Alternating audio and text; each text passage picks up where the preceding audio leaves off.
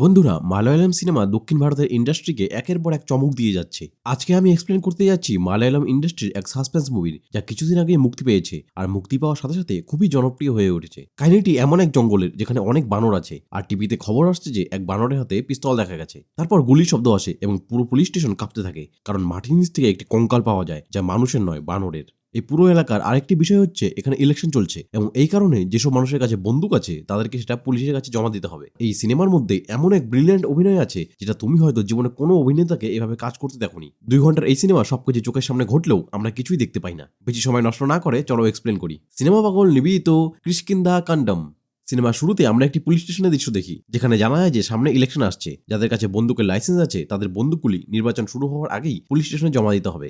এই জন্য একটি তালিকা তৈরি করা হচ্ছে এবং সবাইকে পুলিশ স্টেশনে বন্দুক জমা দেওয়ার জন্য ডাকা হচ্ছে। অনেক লোক আসে এবং তারা তাদের বন্দুক জমা দিয়ে দেয়। এরপর আমরা দেখি অজয়কে, সে তার বন্ধু অপর্ণার সাথে দাঁড়িয়ে আছে রেজিস্ট্রি অফিসে। অজয় এবং অপর্ণা বিয়ে করতে যাচ্ছিল। হঠাৎ তাদের কাছে পুলিশ স্টেশন থেকে একটি ফোন আসে। পুলিশ জানায় যে তোমার বাবার কাছে বন্দুকের লাইসেন্স আছে, তাই তাকে ইলেকশনের আগে বন্দুকটি জমা দিতে হবে, কিন্তু তিনি ফোন তুলছেন না। অজয় বলে, মনে হয় বাবা এখন ব্যস্ত আছে, আমি সন্ধ্যায় যাবো এবং বন্দুক জমা দিয়ে আসবো। পুলিশ বলে, ঠিক আছে, আপনার ঠিকানা দিন, আমি এসে বন্দুক নিয়ে যাব। এরপর পুলিশ ঠিকানা লিখে ফোন কেটে দেয়। এরপর আমরা দেখি অজয়ের বন্ধু শিবা তাকে একটি পরামর্শ দেয়, তোমার বাবার কাছে জানতে চাও বন্দুক কোথায় আছে, কারণ ইলেকশন আসছে, তাই এটা খুবই সিরিয়াস ব্যাপার।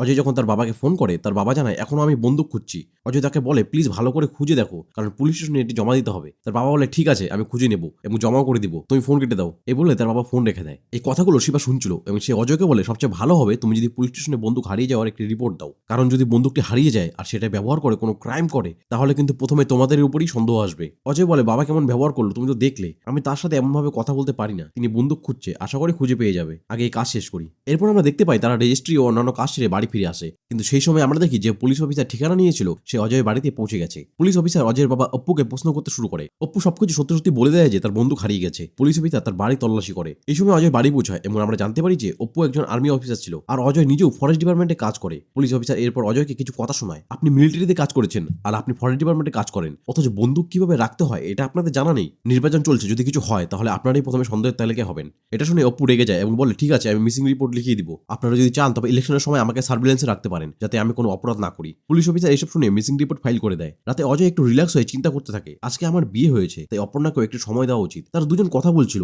এমন সময় পেছন থেকে অপ্পু আসে এবং বলে, কাল মানিয়ানকে ডাকো এবং কিছু লোককে নিয়ে আসতে বলো, আমাকে গাছের কাজ করতে হবে। পরদিন তারা কফি খেতে খেতে তাদের এলাকার চারপাশে ঘুরতে থাকে। অজয়ের বাড়ি ফরেস্ট এলাকার কাছে, মানে জঙ্গলের কাছাকাছি। একসময় অপর্ণা লক্ষ্য করে যে গাছের উপর একটি পুরনো রেডিও রাখা আছে। সে ভাবতে থাকে এটা এখানে কিভাবে এলো, কিন্তু তার আগে অজয় এসে বলে, তুমি জানো রামায়ণের সময়ে বানর সেনা এখানে থাকতো, এখন বানর সেনা নেই, শুধু বানরই আছে। তারা আমাদের আশেপাশের ঘরগুলোতে ঢুকে কিছু না কিছু নিয়ে চলে যায় এবং এসব গাছের মধ্যে কোথাও লুকিয়ে রাখে। তখন অপর্ণা বলে, এটা হতে পারে যে তারা হয়তো তোমার বাবার বন্দুক চুরি করেছে। তখন অজয় বলে, আমি জানতাম তুমি এটা ভাবছো, কিন্তু বাবা সবকিছু আগে থেকেই ভেবে রেখেছে। এর জন্য তিনি মানিয়ানকে ডাকলেন, কিছু লোককে বন্দুক খুঁজতে গাছের উপরে উঠাবে, কারণ বানরেরা তো গাছের উপরে লুকিয়ে রাখতে পারে। এরপর অজয় আরো বলে, চাচ্চু ও বানরকে একদম পছন্দ করতো না। এরপর আমরা জানতে পারি যে চাচ্চু অজয়ের প্রথম স্ত্রীর সন্তান। অজয়ের প্রথম স্ত্রী প্রবীণা 4 বছর আগে ক্যান্সারের মতো কোনো এক রোগে আক্রান্ত হয়ে মারা গিয়েছিল। এর ঠিক 2 বছর আগে চাচ্চু হারিয়ে গিয়েছিল। এত বছর পর আজ অজয় অপর্ণার সাথে দ্বিতীয়বার বিয়ে করেছে। ফিরে আসি মূল গল্পে। এরপর লোকেরা গাছের উপরে ওঠে, কিন্তু পুরনো জিনিস ছাড়া আর কিছুই পায় না। অন্যদিকে আমরা অপুকে দেখি, যিনি তার ঘরের দরজা ভালো করে লক করার চেষ্টা করছে, তবে দরজার লকটা ভেঙে গেছে।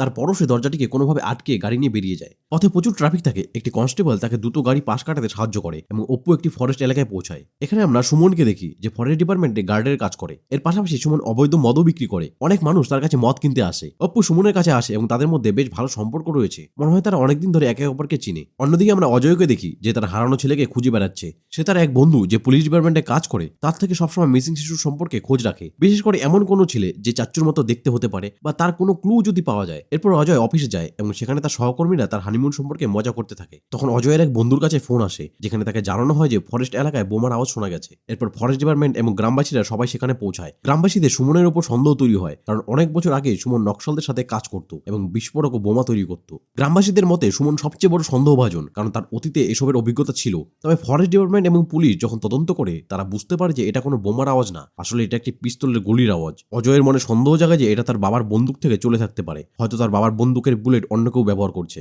রাতে অজয় এবং অপর্ণা চিন্তা করতে থাকে যে অপ্পু এখনো বাড়ি ফেরেনি। অপর্ণা বলে, তোমার বাবা সকালে বের হয়েছিল কিন্তু এখনো ফিরে আসেনি। অজয় উত্তর দেয়, তিনি নিজের কাজ নিজের মতো করে, তিনি ফিরে আসবে, হয়তো কোনো কাজে জড়িয়ে পড়েছে। করেছে। এরপর আমরা দেখি যে অপুর গাড়ি মাঝপথে বন্ধ হয়ে গেছে। তিনি অজয়কে কল করে সাহায্য চান। অজয় গিয়ে গাড়ি ঠিক করে এবং অপুকে নিয়ে বাড়ি ফিরে। রাতে অপু আবার জঙ্গলে যায় এবং কিছু কাগজপত্র পুড়িয়ে দেয়। অপর্ণা দূর থেকে সবকিছু লক্ষ্য করে, কিন্তু কাউকে কিছু না জানিয়ে সে চুপচাপ দেখছিল। পরের দিন সকালে অপর্ণা অজয়কে জানিয়ে দেয়। দুজনে শিবাকে সাথে নিয়ে সে এলাকা দেখতে যায়। শিবা এসে দেখে এখানে অনেকদিন ধরে কিছু পোড়ানো হচ্ছে, পুরো জায়গাটা কালো হয়ে গেছে। অজয় জানায় আমরা কখনোই এখানে আসি না। এইসব কথাবার্তা অপু বাড়ির ভিতর থেকে লক্ষ্য করছিল। তারপর সেই জায়গায় অপুও আসে। শিবা অপুকে জিজ্ঞেস করে, আঙ্কেল আপনার এই প্রপার্টি কত দূর পর্যন্ত? অপু বলে, এই পুরো এলাকা আমার, তবে আমি 2 বছর আগে অর্ধেক জমি বিক্রি করেছি। এসব শোনার পর শিবা যাবার সময় অজয়কে পরামর্শ দেয়, সুমনের সাথে তোমার বাবা অনেক ঘোরাঘুরি করে, এখন পরিস্থিতি খুব ভালো না, গুলি চলার ঘটনাও ঘটেছে, তাই পরিস্থিতি ঠিক না হওয়া পর্যন্ত তোমার বাবাকে বলো সুমন থেকে একটু দূরে থাকতে, কারণ তোমার বাবার বন্দুকটি হারিয়ে গেছে আর সুমনের নকশালদের সাথে সম্পর্ক ছিল, জঙ্গলে গুলিও চলছে, পুলিশ এর থেকে অনেক কিছু অনুমান করতে পারে, সাবধানে থেকো। এরপর দেখা যায় অজয়ের কাছে কর্ণাটক পুলিশ স্টেশন থেকে একটি ইমেল এসেছে, যেখানে একটি নিখোঁজ শিশুর কথা বলা হয়েছে। শিশুটি এখন মর্গে রয়েছে। সেই খবর শুনে অজয় কর্ণাটকে যাওয়ার জন্য বেরিয়ে পড়ে। অজয় কর্ণাটক পুলিশ স্টেশনে গিয়ে মৃতদেহ চেক করে, কিন্তু সে দেখতে পারে এটা তার ছেলে নয়। এরপর দেখা যায় একটি মেয়ে জনগণনার জন্য অপুর বাড়ি আসে। সে জিজ্ঞেস করে এই বাড়িতে কে কে থাকে। অপু তাকে একটি তালিকা দেয় এবং বলে এখানে সব তথ্য রয়েছে। মেয়েটি তালিকা দেখে বিস্তারিত জিজ্ঞেস করতে থাকে। তখন বোঝা যায় আপু তার নিজের ছেলের নামই ভুলে গেছে। তার ভুলে যাওয়ার রোগ রয়েছে, যার কারণে সে কিছু সময় পর পর অনেক কিছু ভুলে যায়। এরপর দেখা যায় অজয়রা কর্ণাটক থেকে বাড়ি ফিরে আসে। তবে সেই রাতে জঙ্গলে কাগজপত্রে আগুন লাগানোর ঘটনা এখনো অপর্ণা ভুলতে পারেনি। সে অপুর ঘরে যায় এবং ফোন সহ নানা জিনিস চেক করতে থাকে, কিন্তু অপু বুঝে যায় যে কেউ তার ঘরে এসেছে। তিনি সরাসরি অজয়ের উপর চিৎকার করে, তোমরা আমার ঘরে কেন আসো? আগে আমার ঘরে তালাটা ঠিক করাও।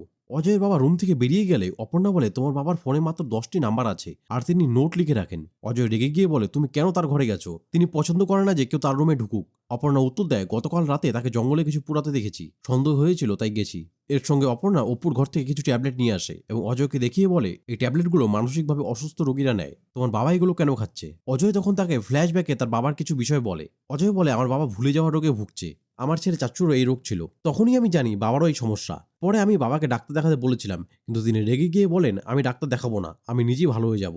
কিছুদিন পর বাবার বন্ধু জেকবের সঙ্গে কথা হয়। তাকে বাবার ভুলে যাওয়ার রোগ সম্পর্কে বলি, তখন জেকব বলে তোমার মা মারা যাওয়ার পর থেকেই তোমার বাবা এমন হয়েছে। জেকব আরো বলে তোমার বাবা আসলে কখনোই রিটায়ার্ড হয়নি, তাকে কোর্ট মার্শাল করা হয়েছিল কারণ সে তার সার্ভিস রিভলভার হারিয়ে ফেলেছিল। পরে সেই রিভলভারটি একটি ওয়াশিং মেশিনে পাওয়া যায়। এ কথা শুনে অপর্ণার মনে প্রশ্ন জাগে। সে বলে তোমার স্ত্রী প্রবীণার যখন ক্যান্সার ধরা পড়ে তখন তোমরা চাচ্চুকে তোমার বাবার কাছে রেখে চিকিৎসার জন্য বাইরে যেতে। এর আগেও 2বার চাচ্চু হারিয়ে গেছিল, কিন্তু তোমরা তাকে খুঁজে পেয়েছিলে। শেষবার যখন সে হারায় তুমি আমাকে বলেছিলে যে অপুর কাছে তাকে রেখে এসেছো, তবে অপু হয়তো সেটা ভুলে গেছে। এসব শুনে অজয়ও খুব চিন্তায় পড়ে যায়। কিছুদিন পর খবর আসে যে জঙ্গলে একটি কঙ্কাল পাওয়া গেছে। ফরেন্সিক বিভাগ তদন্ত করে জানায় সেটি কোনো মানুষের নয়, বরং একটি বানরের। অজয়ের বাড়ির কাছে যে এলাকা ছিল সেখানে সে যায়। সেখানে শিবা তাকে বলে তোমরা বাড়ি ফিরে যাও, আমি বাড়ি গিয়ে পুরো ঘটনা বলবো। রাতে শিবা বাড়ি এসে বলে ম্যাটারনিটি ডিপার্টমেন্ট থেকে জানা গেছে সেই বানরটি গুলিবিদ্ধ হয়েছিল।